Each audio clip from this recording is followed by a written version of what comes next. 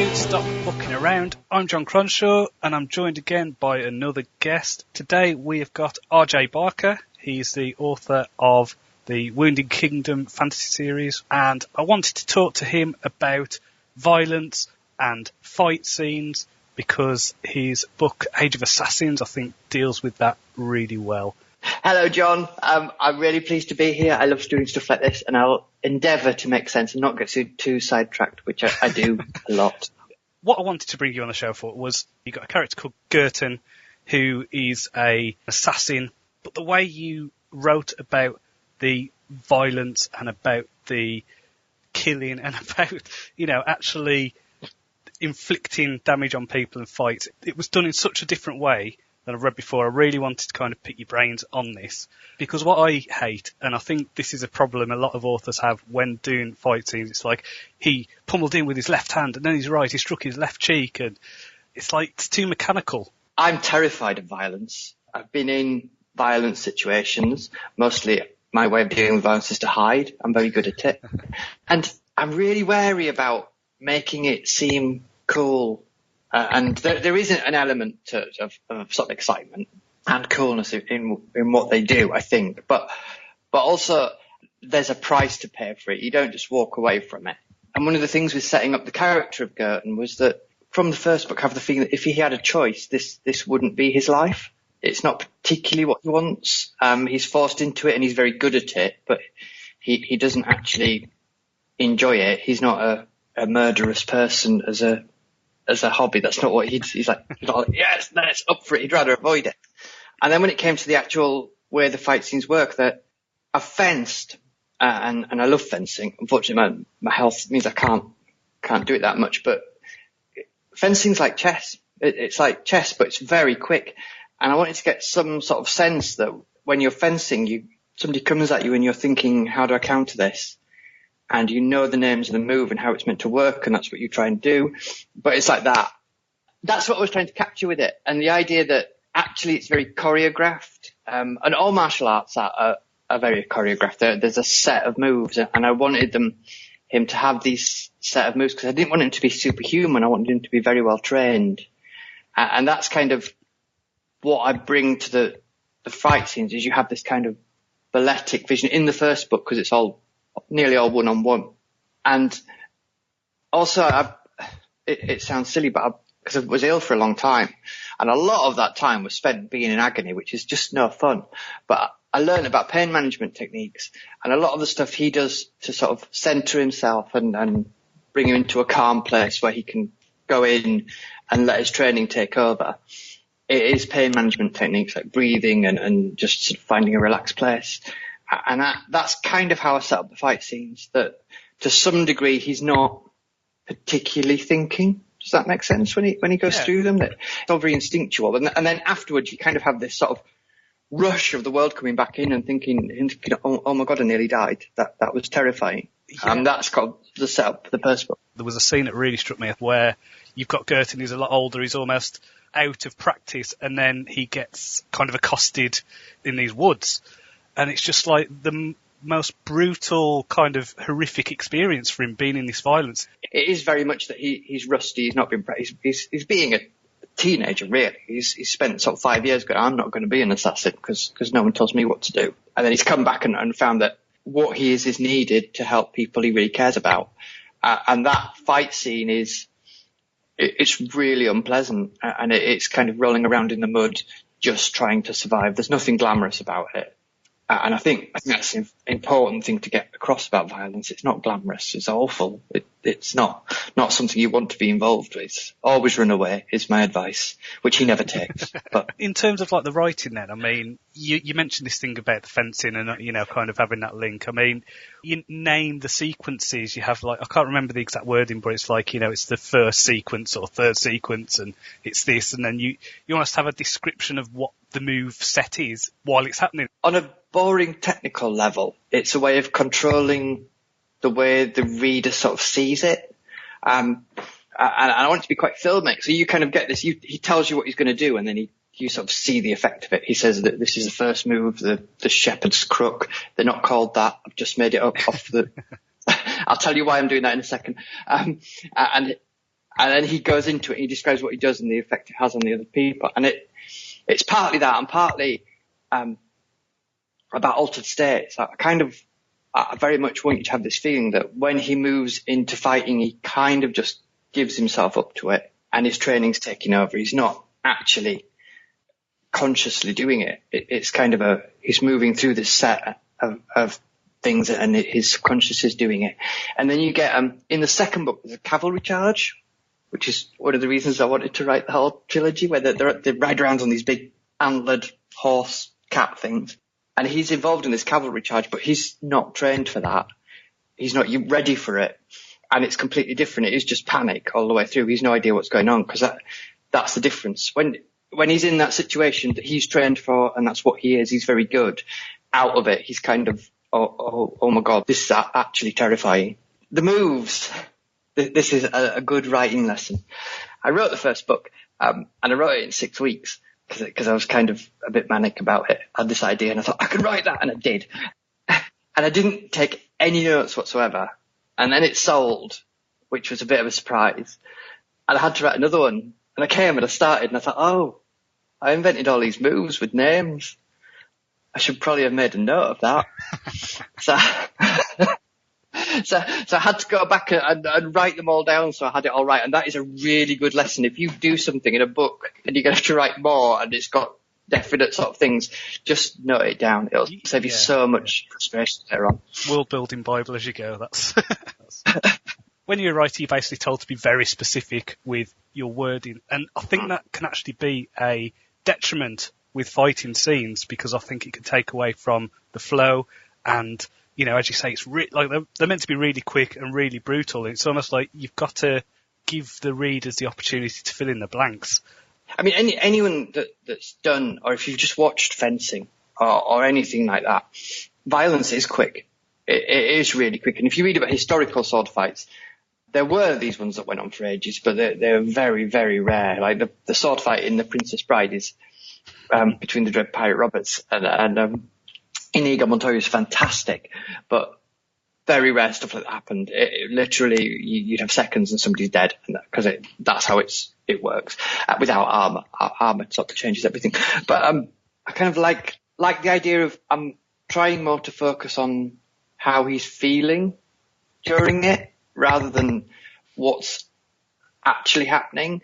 And you don't really get much detail, and nearly all his strokes are killing strokes, I think, when you sort of read them. Because he's often against more than one person, so he's just like, you're dead, you're dead, you're dead, you're dead. In the first book, the way it's done is you see him in action early on, and he's kind of in a way to say he is extremely good at that. He's about to go into this fight, and his master says, oh, do it unarmed, just to show how cool he is that he can do that, and to show that he's learning. So she's asking him to do it as a learning task. So he takes these two warriors down without much trouble, unarmed. And then later on there are other fight scenes, but by the time you get to the climactic fight scenes, everything's kicking off, and he has to sort of fight his way out of a place to get to another place, but that's tiring. And by the time he's sort of getting to the end of the book, he's wounded and he's tired, and he's not, you can't be an amazing warrior 24/7. And that kind of interested me in the first book, that you kind of get, by the time he's coming up for what should be the big climactic battle with the people he's been set up with earlier on in the book, he's knackered. And people he probably could beat around a field all day are easily outmatching him, and he's really struggling. And I like that. My first trilogy that I wrote was a post-apocalyptic trilogy, and I wanted it so my main character in a post-apocalyptic trilogy never killed anyone. It's almost like you kind of have that's to. That's really hard. Yeah. And I've got in the third book where there's a scene where he does actually pull the trigger, but his gun fucks up, and it's like he then has the rest of the book of like just having this heaviness and the burden, and kind of going through the rest of this book, almost trying to cope with the fact I wanted to do it. That he was a killer, but I wanted to do it. Yeah.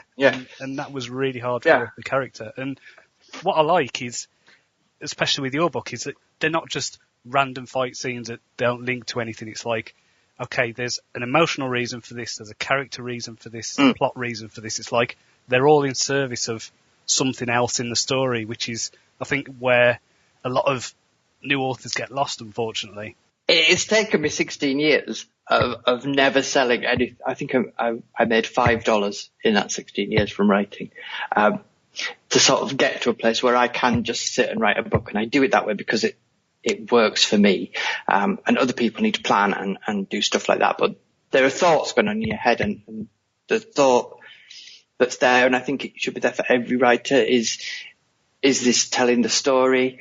Is this telling us something about him? Like that scene that I said earlier on, where his master says, right, do it without your blades and fight these two men. That sort of shows you a couple of things. The way that it's written shows you that he's quite cocky, which he's going to get taken down a peg or two later on. The fact that he can do it shows you that he's incredibly skilled, because you don't know these things at this point. It's the first fight sequence in the book. And the fact that she is saying, do this in your blades, means that he'll do what she says. And it shows you that he's still learning, even though he's really good. So there's all those three things. And then in the second book, there's a huge set piece battle right in the middle. I start in my head with a few things that I want to do, and it was one of the things that I wanted to do. And there's a siege in a village. And as well as the whole battle that's going on, there's a metaphorical moment within that siege where something happens to him. He's forced to make a decision about. I'm trying to do it without spoilers, people. All right, yeah. I think I know what you're getting at. Yeah, this is a bit where he's got to reveal something about him that is important to the plot. There's that. There's a thing that's important to plot, and also there's a thing with weapons that goes on where he changes weapons that is also quite important. That kind of when I imagined them as a trilogy, that I always wanted that to be in the centre of the book. I think it's probably the best fight scene I've written so far, that whole sort of chaotic siege. But it doesn't exist to be a cool fight scene. It exists to put Girton into a position where he has to make a decision on where something has to happen that is very important to the plot and how he's seen later on in the book. So there's always that thing going on. So I want to do this, A, because it's fun to write, and B, what is it going to say and how is it going to be useful later on. And that decision does have like a massive cost for the rest of the story in terms of his personal relationships and things like that. So everything he does in some ways always coming back to haunt him. He's kind of, I feel quite sorry for him. He has a terrible time, but you wouldn't want to be him. But yeah, I mean, every decision all the way through the book, but I was quite lucky because I wrote them so quickly. By the time I was editing the first book, I'd written most of the second one, and I had a clear idea of the sort of, I do kind of two things. There's a meta story going on through, that sounds so posh, meta stuff, like I know what I'm talking about. It's not. I just heard somebody say it, and it sounds really good. There's a story going on through all three books, which is the story of him and his master and his best friends. And I always knew where that was going and how it would end and what was coming. And the other person who I'm not going to talk about, well, I can talk about a bit, but I'm not going to give much away. So by the time I was editing book one, I was making sure I was putting in things that in book one that resonate in book three. So that was quite sort of useful.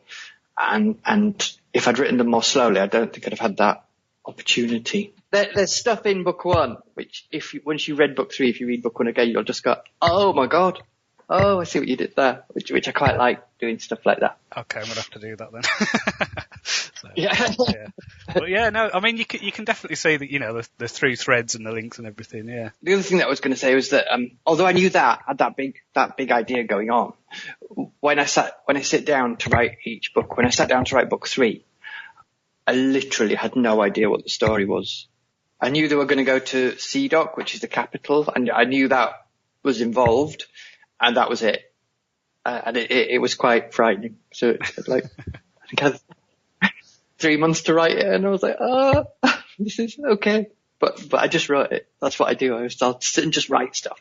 And there's a plot point regarding Sea Dock and something inside it that I just wrote as a throwaway sentence as they're approaching it. And it was completely unexpected because I like stuff like that. And then I sat there looking at that sentence because by about 10,000 words in, starting to get a vague idea of what I wanted to do. And I wrote that sentence and it just wrecked everything. And I just thought why would that even happen? There's no reason for that. That's a terrible, terrible idea, but I'm going to do it. And that tends to be how I do things. I just said, yeah. I'm interested then in your writing process because, I mean, the thing with Russ on this show, I'm helping him through his first book, his first novella, and he's had so many false starts and got X amount of words in and all this, and he's now finished the first draft of his first novella. And part of this was because we went through things like outlining and looking at plot structures and things like that. And like I've tried, I mean, they call it pantsing, don't they, where you just sit down and write. And I've tried that several times and failed. Like that I don't know how that works for people. Like, the stuff I'm working on at the minute, I'm doing a 21, 22 novella series. And it's like, I feel like I'm pantsing it even though I've got the plot points for the ending of each of these books. Like everything else in the middle is kind of up for grabs. But when you say you sit down to write, I mean, how long have you been kind of thinking about it? Have you got scenes in your head? Is it like, right, I know where this is going? Or is it just like, right, I'm going to start writing and whatever happens, happens? I would never ever say that my way is the way to do it to anybody. It's the way I do it. And one thing I've learned through life is that I am an individual person. I think eccentric is the polite way of referring to me. I think anyone who sits down for several months to write one story, I think we're all in that. So yeah. It's not right. It's slightly obsessive. It's weird that you said about writing. You've written your trilogy with somebody who doesn't kill anybody. I wrote a pacifist space opera with a huge amount of violence in it, which you wouldn't expect. But the main character in it was a pacifist, and he never killed anybody or raised his fist in anger. And I love it. And it went to publishers, and there were a few publishers that really liked it, but it didn't sell in the end. I will come back to it though because I dearly love it. And then when you have a book on submission, for me, I can't do anything else. I'm stuck. I kind of puts me into like this limbo place where I kind of, should I write more of that or should I do something different or what should I do? And I just can't. And it's really weird. It's like being stuck in the fog. And then when it came back and they said no, my agent at the time was absolutely gutted. And I was just like, no, that's okay. I can write again now. And I'd spoken with an editor called Matilda Imler, who was head of Zeus at the time. She's not anymore. And we had a really long conversation about Agatha Christie. And that sparked something in my head because I'd started writing something else on the advice of some editors who'd said, you might be really good at writing this thing. And then Age of Assassins kind of landed in my head, more or less fully formed. The first thing that came was the idea of the Tired Lands. And I thought that's evocative. And then I thought, but I'm going to write science fiction. I'm not a fantasy writer. And then there's a proper Agatha Christie style denouement in Age of Assassins. And that appeared in my head, but without any reasons as to why these people had done these things. It just appeared in my head. And I was like, oh, I really want to write that. And then kind of the rest of it just sort of filtered in. And it was like being hit with a brick. I had the whole book in my head, so I sat and I wrote it. I actually, for that one, did do kind of sketchy outline because I had certain points in it, like the fight in the woods that Girton has in that book, and the idea of him being stripped of all his martial skills. He goes undercover and he's pretending to be someone who isn't martially skilled. For people who haven't read it, why haven't you read it? What is wrong with you? But he goes undercover. He's not allowed to be a warrior, which is good because it strips everything that he considers to be him from him, and he has to sort of find out who he is again. I knew that idea. I knew there was a fight in the woods. I knew the denouement, and I knew how magic worked, and it became sort of linking those up. And I knew the character of Queen Adran because I'd been writing a historical script about Margaret of Anjou, who was a fascinating and wonderful character, and I based Queen Adran on her. And I also knew that it was about Merrila and Girton and this mother and child relationship. And you have that, theirs is very healthy, although healthy for people that murder people for a living. And then you have Queen Adran and her son Ador, who are like a really dark mirror of Girton and Merrila. Theirs is a biological mother and son, but it's awful and wrong and not how you should be a parent. And my son was four at the time I wrote it, so parenting was big in my mind and how to be good at that. So that one. Then the second one, I knew about the fight scene in the middle because I wanted this centre point to the entire trilogy. I had this kind of weird idea that the books are a set of scales. Age of Assassins and King of Assassins are written the same way. They're both set in a castle. They both have flashbacks to tell the stories of a character. And then Blood of Assassins is written in a slightly different way. It's all very open and you don't have the flashbacks. You have these kind of things that some people really don't like, but I love them. They don't really make any sense. They're to do with, I wanted to write things that were just a bit disquieting rather than things that particularly told you anything. And some people have gone, these don't make any sense. And I'm just sat there happily going, no, they don't. They're wonderful. Oh, isn't that lovely? But you don't have to like them. I'm cool with that. So I had less of an idea with Blood of Assassins. And then King of Assassins, I literally had no idea what I was writing when I sat down. I wrote it all. But my subconscious, I often find that I'll be writing things and I'll get to a place, and what I do is, if I get to a place and I think, there really needs to be a talking cat at this point, but I've not written a talking cat in, I'll just carry on writing from there as if there is a talking cat and put a note on it and think I'll fix that. Because this is the point I was getting to. It can take me a long time, but I'm there now. I think it's really important when you write a first draft to give yourself permission to be terrible, which is what I always do. I always presume my first draft is going to be terrible. I don't question that. I don't correct anything. It's mostly read. I write words backwards and stuff like that for whatever reason is going on in my head. And I correct nothing and I go through it and I write it all. We call this the shitty first draft. This is really important. It's like you've got to get through it and just keep pushing and keep on that kind of, that zone of just the creative zone, isn't it? Yeah. In terms of like your editing then, I mean, how long does it take you to fix all the kind of, you're coming up with something as you're going along, and then obviously you've got to kind of foreshadow it or, not make it seem like a Deus Ex Machina or whatever. So like, are you kind of doing more work after you've written the first draft than you would say if you'd outlined or, plotted the story in a different way? This is the bit that annoys other writers. Hello, Anna Stevens, author of Godblind, who always tells me this when we do paddles together. I tend to find that my rubbishy first draft is reasonably close to what it's going to be in the end. So far, touch wood. And my subconscious is working away. Because, I mentioned the talking cat, that I need to be there, and I've just presumed it is, so I'm going to write as if it is from there. I'll often find, when I'm going back, that actually there is a talking cat, and my mind set this stuff up. And I'm like, oh, that's fortuitous. And I'm also, I like puzzles, and I can't keep much in my head. I'm often confused. I get lost a lot. But I can keep an entire novel in my head. So I think when I'm writing, my mind is sort of working away and making things work in a very subconscious and unhelpful to writing podcasts manner.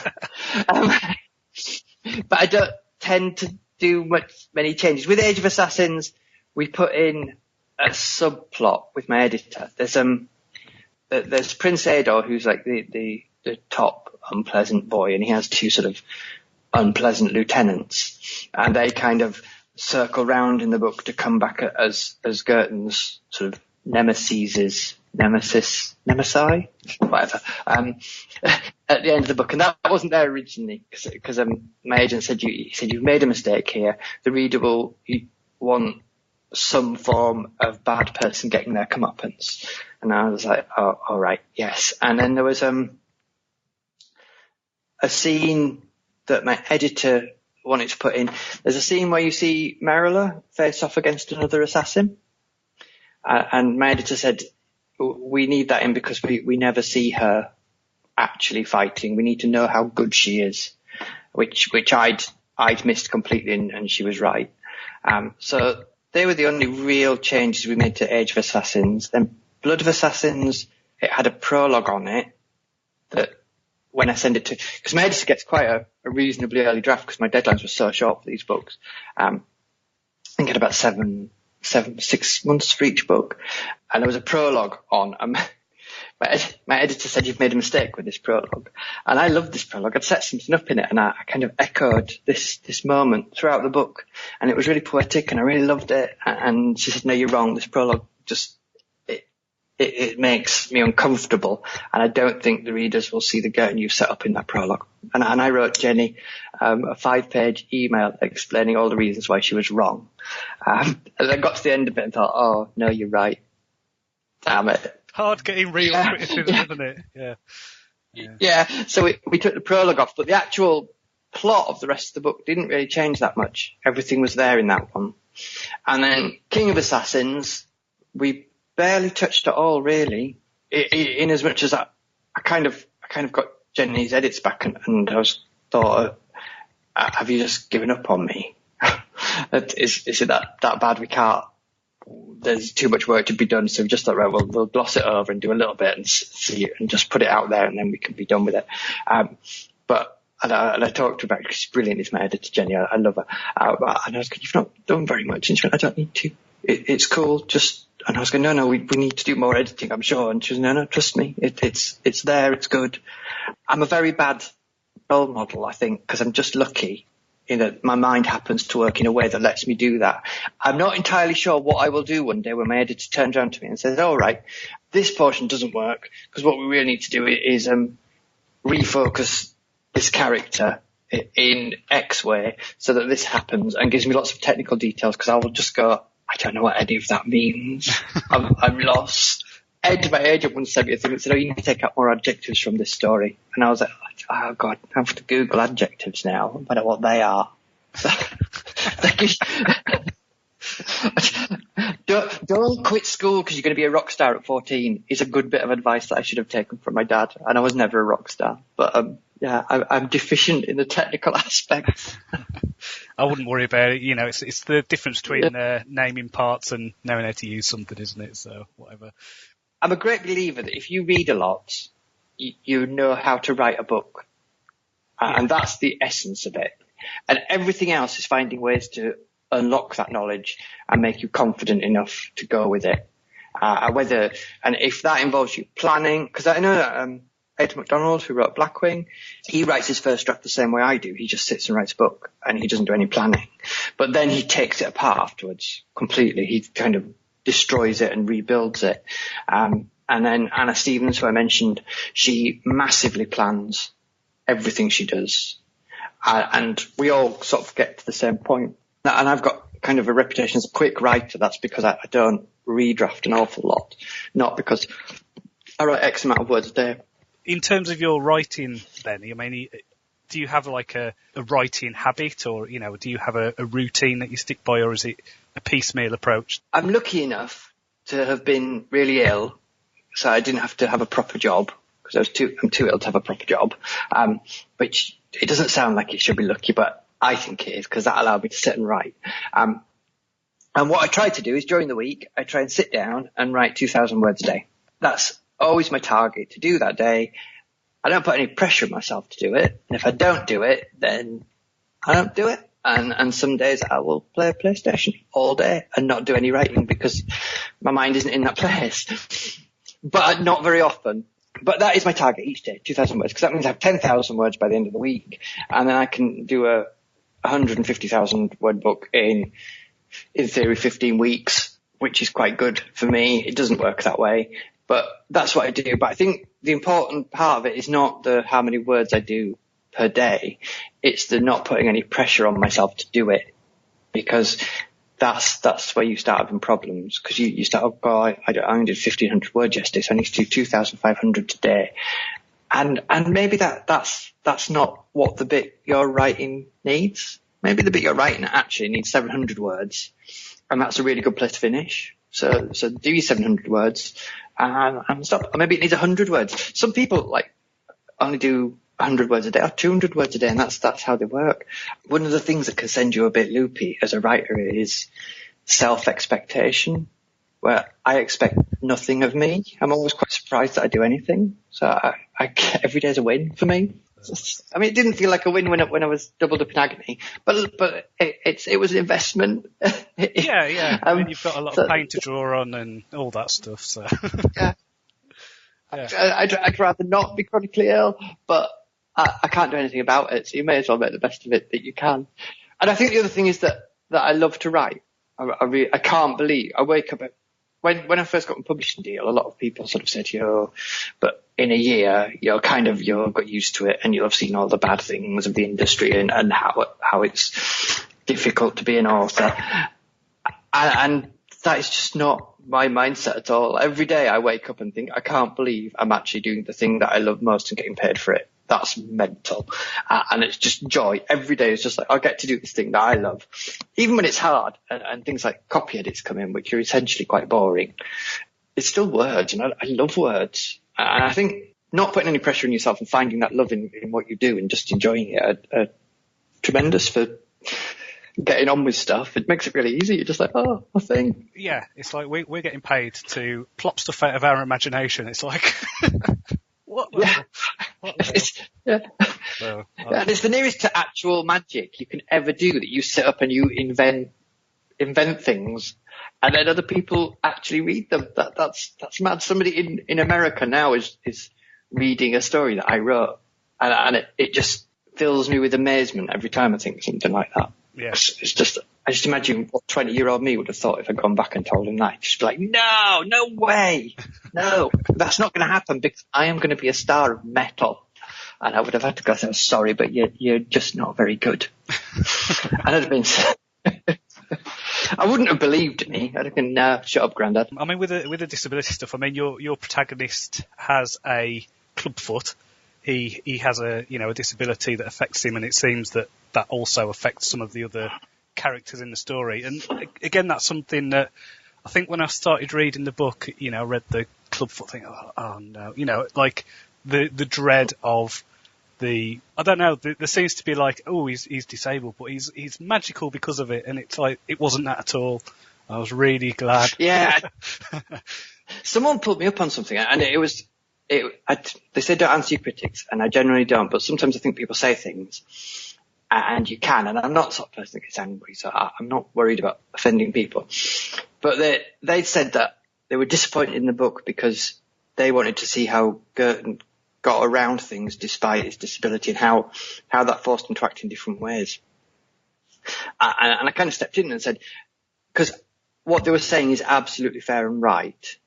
And it was something I gave a lot of thought to when I wrote the book. Am I going to do this? But I also had another point that I wanted to make, which was that being disabled in some way is not everything you are. And it becomes your normal, and you just get on and you do stuff. And that was I didn't want to muddy it. I wanted to be the fact of him that, yeah, he has, to be fair, what wouldn't be counted as a disability in medieval times. Byron swam the Hellespont with a club foot, so it's not a hugely disabling disability. But I wanted that because I wanted him to be able to do things, and I wanted one of the messages of the book to be saying being disabled does not make you unable. Does that make sense? Yeah. And that's the thing with him.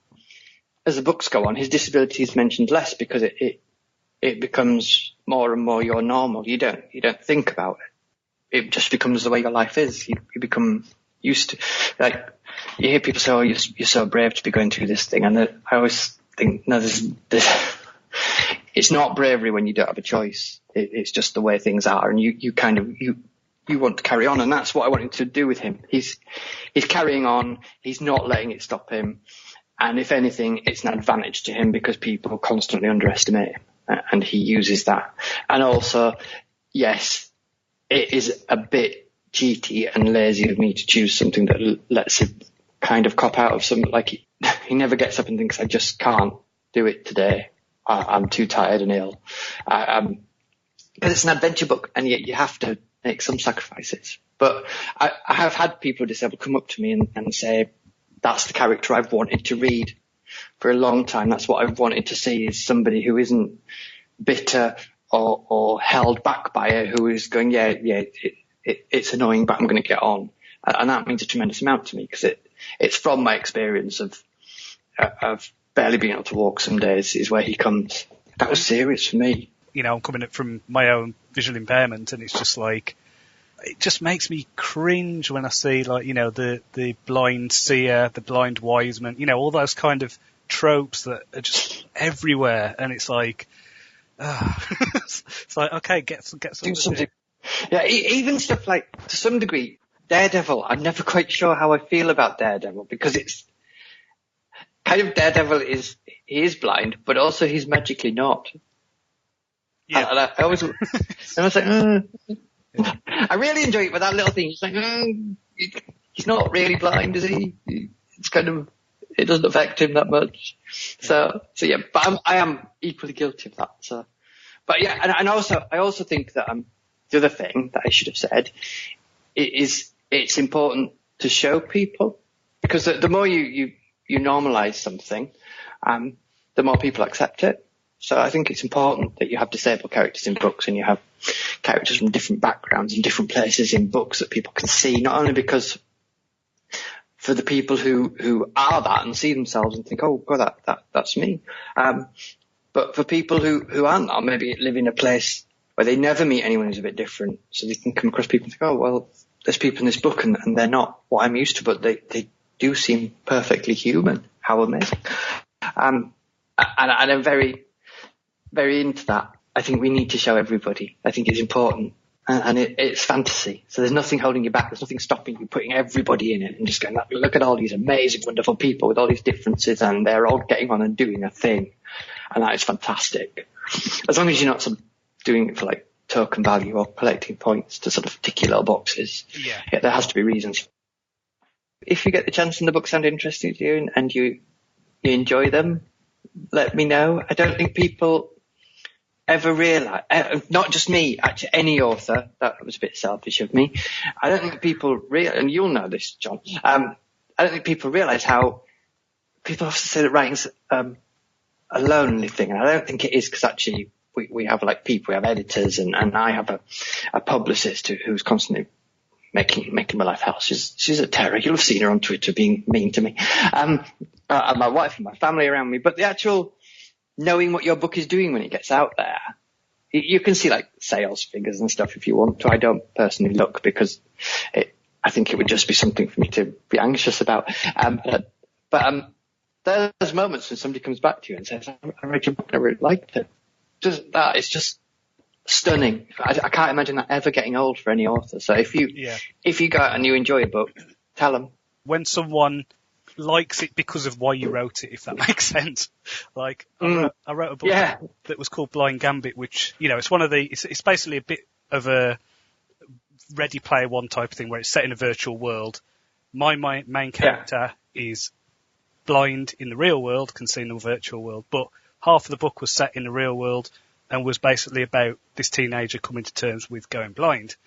And, you know, when someone has actually come up to me and said, that story is what I needed to hear, it's like, I don't care about the other reviews or whatever. This is why I wrote it. It was almost to talk to this one person, if that makes sense. So, And it is amazing to think that even if it's just somebody saying I really enjoyed it, it's just an amazing. But those moments when somebody says, that's what I've been waiting for, are just astounding. Tell us if you didn't tell the authors if you like stuff, it makes them so happy, and then they will write more, and it's all good. And Amazon reviews, sadly, I feel like such a corporate shelf saying that, but our publishers love to see Amazon reviews. It makes them very happy. And we have very fragile egos, so, you know, anything like that. We do, yeah. 5-star. Feed us! Yeah. Where's the best place, then, to find your books? I mean, where should a reader start if they wanted to get into your work? You can get hold of the Assassin books on any good bookshop will have them. If you're northern-based, Waterstones and Leeds, I believe, have some signed copies, as does Waterstones Norwich. And So any Waterstones, any good bookshop, some bad bookshops, I imagine have them, but is there such thing as a bad bookshop? You can go to the Amazon, always. Also, if you go to my website, which is rjbarker.com, I think there's some short stories on there that are probably not representative of the books, but they're quite, I like them. And there's short stories dotted around the internet and stuff, just all manner of places. Yeah. If you ever want, I'm having some book plates printed up.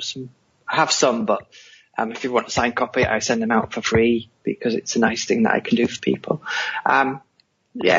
Just find me. I'm quite happy to talk most of the time, as John has sadly found out. Some witter on.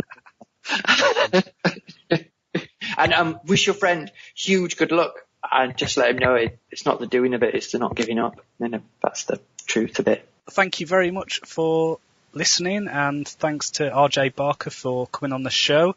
Remember, you can check out the Stop Booking Around book.